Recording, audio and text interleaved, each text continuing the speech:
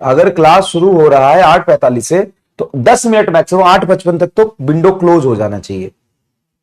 आप फिर बाद में देख लेना, 1 घंटे बाद देख लेना, या आप कहीं और चीज देखो, लेकिन यहां पे विंडो क्लोज ही हो जाना चाहिए। इससे क्या होता है ना कि यार डिसिप्लिन मेंटेन रहता है।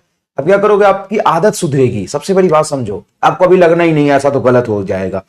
हम किसी काम में बिजी होते हैं, तो बेटा काम में तुम 40 दिन में 1 हफ्ते 2 हफ्ते में एक बार बिजी होगे, उसकी वजह से आपको डिले होगा, है ना। और अपनी आदत की वजह से कितनी बार खराब करोगे, सोचो।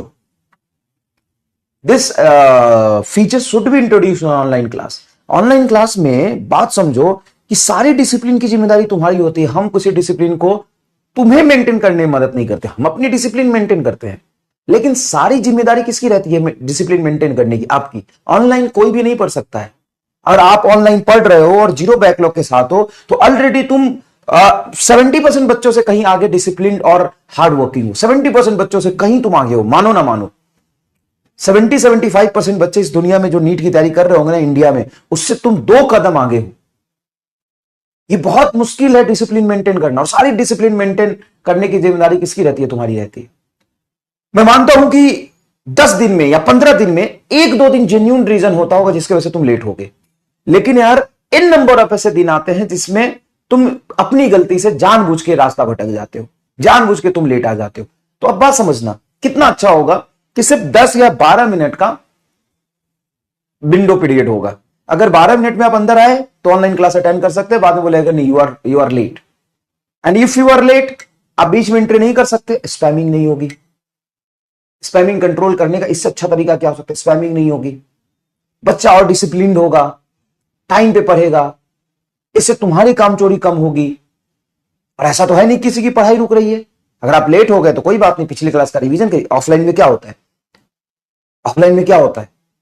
नहीं, ऑफलाइन में तो हम चले जाते, तुम चले जाते होगे, तुम्हारे सर वैसे होंगे, हम नहीं थे। हम तो ठुड्डी पकड़ के 4थे फ्लोर से नीचे फेंक देते थे अगर 10 मिनट लेट घुसेगा तो। आदत आदत खराब है ना। एक पहले दिन नहीं, पहले दिन में नहीं फेंकता था, लेकिन 3-4 दिन में फेंक देता था। दूसरी बात कि क्लास रूम में जाने वाला सबसे आखिरी इंसान मैं हूंगा, और अंदर से कुंडी लगा देता था। उसके बाद 2 घंटे तक ना तुम बाहर जा सकते हो ना तुम अंदर जा सकते हो। खिड़की से बैठ के पढ़ो, खिड़की खुला होता था, खिड़की से बैठ के पढ़ो। और सच में खिड़की से बैठ के पढ़ते थे। मुझे आज भी ध्यान है, अदरवाइज मत लेना। जब मैं क्लास में जाता था ना, तो ये पीछे बोर्ड है, मैं यहां पे खड़े होकर पढ़ा रहा हूं, और साइड में जो चेयर लगी ना गेट पर, उसमें बच्चे ऐसे बैठ के ऐसे पढ़ते थे, ऐसे पढ़ते थे। और उसके पीछे भी पढ़ते थे, एकदम गेट पर ऐसे बैठते रहते थे। वो सिर्फ सुनते थे, अच्छा ठीक है सर, ठीक है, लिख नहीं पा रहे, सुन रहे हैं।